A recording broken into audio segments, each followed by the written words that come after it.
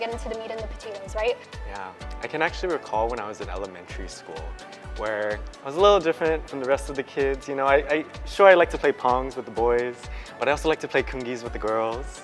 And I remember people would not refer to me as he or him. Like they would actually use the pronoun shim. I don't know if anybody else out there like remembers that or has used it or has had it used against you. But for me, I definitely got the sense of being othered at that time. I was still like, folks and kids would like interact with everything, but it was an identifier that signaled, oh, you're different. And I think myself already with my name Roquin being so different and unique, although it was a label that was put onto me, it didn't define me because I defined it. And so I think as soon as I learned that kind of shift in that perspective and that kind of energy, I was really able to own it, and no one could tell me anything. You know, I was Shim, and what? And fabulous. Period. Like, yeah. I love that. And fabulous. And fabulous. Gala glamorous. You know? Yes. Gumagala.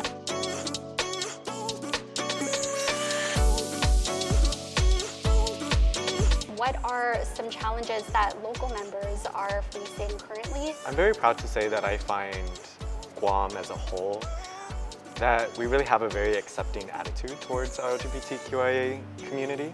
Although that's not to say that there are members, like individual members, that do face adversity. And some adversities can include like homelessness, substance struggles and dependencies, as well as just not being accepted by their own family. So I think as long as there's still people struggling out there, there's a place for us to lift them up with us as well. And I know that you're part of Equality Guam, a great resource for our local members here.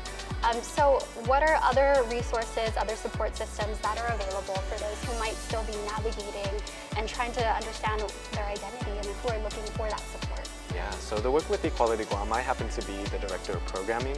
So my goal right now is to focus on really events that we can bring our people together and gather and celebrate ourselves, find a common experience, and really share those stories amongst ourselves to ensure that our histories are passed down, our experiences, our lessons that we can learn from, and that the new generation is coming with a better sense of self and better equipped to handle this new world. So, yeah, and I'm happy again that resources like Equality Guam are here to lift up and really support.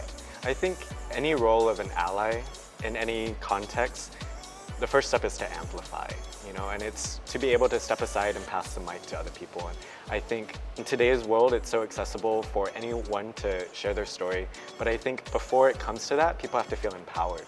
People have to feel safe in order to do so. So I think moments like this where we get an opportunity to just speak openly about things and feel safe enough to really talk about our struggles, talk about our triumphs, talk about everything in between, I think that's it right there. Definitely. Oh, beautiful.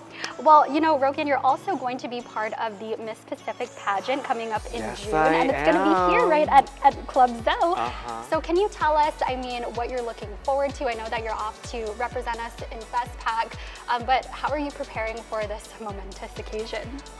I'm just getting all my rhinestones in order, all my silks pressed, and all my heels dusted off, because it's been a minute, but ready to strut and slay. So, oh my God. Yeah. And speaking of strut and slay, don't go anywhere, guys, because we are going to strut and slay. Roquin's going to teach me how to walk in heels.